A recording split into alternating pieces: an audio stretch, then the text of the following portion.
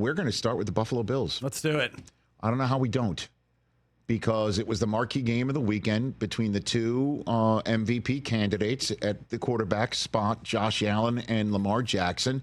Lamar Jackson, everyone assuming, is going to go back-to-back in that department because the 50 people who vote for the Associated Press in the MVP voting also vote for the All-Pro team, and they made Lamar Jackson the first-team All-Pro quarterback and Josh Allen the second-team All-Pro quarterback. And every single time you see the first-team All-Pro quarterback, the last 11 times have won the MVP award. Yep. If it was a quarterback. So we're assuming it's Lamar's world, and they're going to go into Buffalo, New York, and perhaps prove the point that many folks had all year long, that the Buffalo Bills were not ready for prime time as previous Buffalo Bills teams were. Not that Josh Allen isn't terrific, it's who else is around him. And the Ravens were going to go in and prove that correct. And they marched down the field to start the game and put it right in the end zone. Touchdown. And Rashad Bateman scored it too. Mm-hmm. And the Ravens were undefeated in a game in which Rashad Bateman had caught a touchdown all year long. But you know who was also undefeated at home all year long? The Buffalo Bills. And they came right back and marched down the field and popped it in the end zone. And it's 7-all. And here we go. And that's when the turnovers started to take place.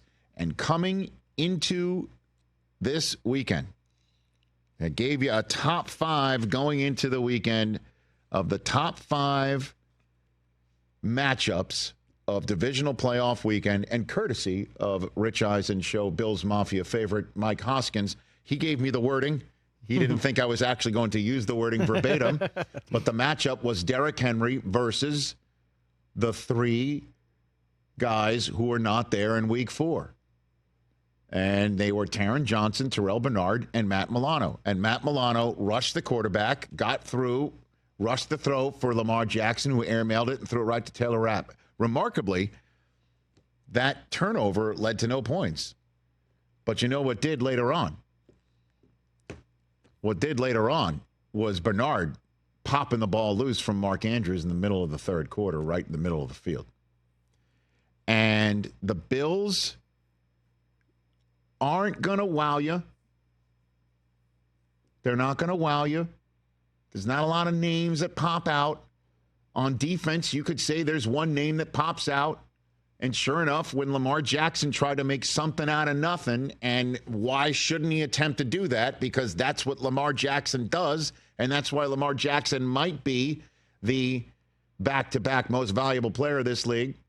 But he tried to switch hands when he was already dead to rights, and the play was essentially over, and the ball goes down on the ground, and who picks it up? The name you definitely recognize from that defense, Von Miller. Yep. And the Super Bowl 50 MVP picks up the football, and that turnover does lead to points.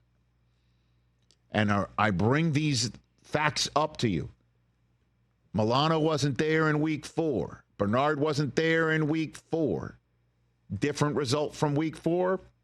Sure, because the turnovers that the Bills got and the mistakes that the Ravens made were mistakes that the Bills did not make.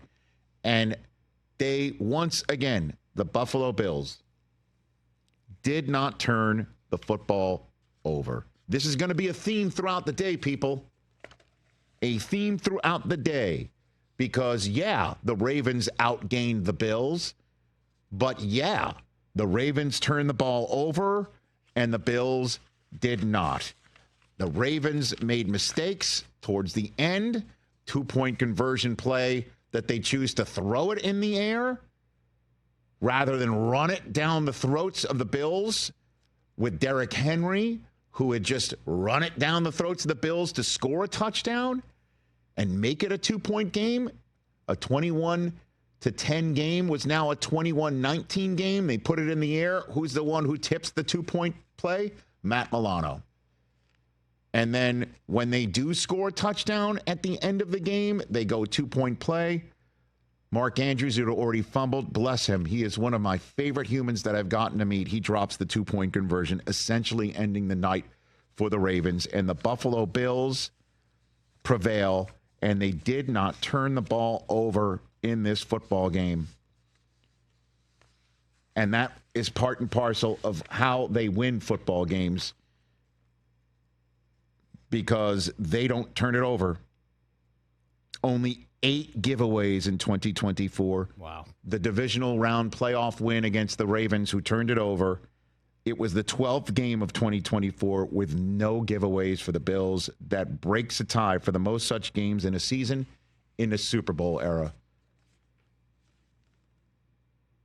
And you sit here and you go, how do the Buffalo Bills do it? That's how they do it. Josh Allen has as many rushing touchdowns as Lamar Jackson has giveaways. James Cook does his thing. Khalil Shakir does his thing. Mac Hollins does his thing, like showing up to the games in the way he shows up. And then he starts making a play here, a play there. He stirs it up here. He stirs it up there.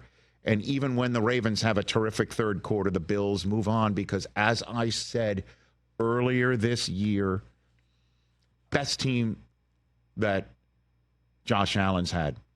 And I didn't see it coming, and a lot of us in the national media didn't see it coming. A lot of us chose the Dolphins to win the division this year. Some chose the Jets. Nobody chose the Patriots, but I think that's understandable. It's not a shot. It's the truth. And the Bills have the stuff, from the coach to the fan base to the team to the quarterback, that sure, they are not maybe the best filled with names team that Josh Allen has had, but they are the best sum of their parts, and they're going to Arrowhead to try and hand the Chiefs their first loss of the season at home, to leave the Bills as the only team this year to go undefeated at home. Resilient, strong, tough, made the plays, didn't make the mistakes. Simple as that. Josh Allen, after the game, had this to say about going to Arrowhead to take on their postseason nemesis. We're excited. A lot of pride in that locker room. I said it in my post game. You know, we don't listen to the outside noise, but everyone was saying this and that about us, and we didn't have enough talent, weren't good enough to be in these positions, and our guys just continue to work hard, and we're internally driven. We love each other, and I think you saw how much we played for each other there. I mean, that's it. That's exactly what I've been saying all year long, and that's not why I'm playing that soundbite. I'm playing that soundbite because it's the first time I've heard Josh Allen all year go talk about the narrative of nobody believed in us. Mm-hmm. He's kind of turned that down. And the fact that he's saying it now gives you an idea of how it's been bubbling beneath the surface. And the fact that he's now putting that out on the table before they go and take on Kansas City, I think is something of note as they go in, because we will hear a lot more of the nobody believing in the Bills going into this game, because they've never done it in the playoffs against Mahomes. They've only done it in the regular season, like this year, and it still wasn't good enough for them to get the home game against Kansas City. I don't know who asked this of Sean McDermott or who said this about the city of Buffalo, but I'm playing this as well because Sean McDermott, you don't usually see him kind of get thrown off the spot. Check it out.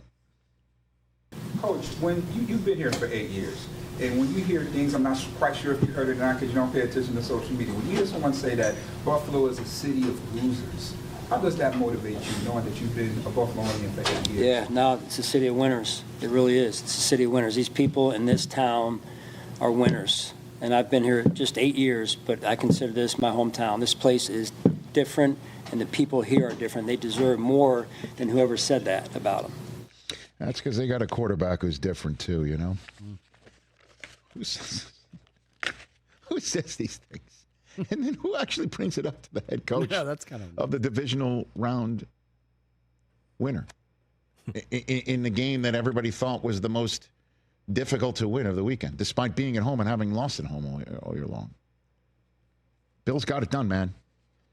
Bills got it done. They win their division with 5 weeks to go, and then they wind up taking care of business against an upstart rookie and send him and Sean Payton home, one and done them. And then the Ravens come in with the number 1 ranked defense since week 13, put up points against them, and don't turn it over. Again, it doesn't matter if you're outgained on the ground or in the air in the playoffs if you can take the ball away. And that's what the Bills did. One of them was handed to them by Lamar Jackson by throwing it right to Taylor Rapp. Another one was literally put on the ground by the hands of Lamar. And then the other one was due to the Peanut Tillman punch of Terrell Bernard. And that's it. Every single team. You want to hear a theme? Every single winning team on the divisional playoff weekend got outgained by their opponent. But their opponent lost the turnover battle. You win the turnover battle, doesn't matter if you don't gain enough on the ground. Also helps if you, say, have a running back who gains 70 yards every single time he touches it, like the Eagles have it. Catch the Rich Eisen Show every single day on the Roku channel, 12 to 3 Eastern, for free.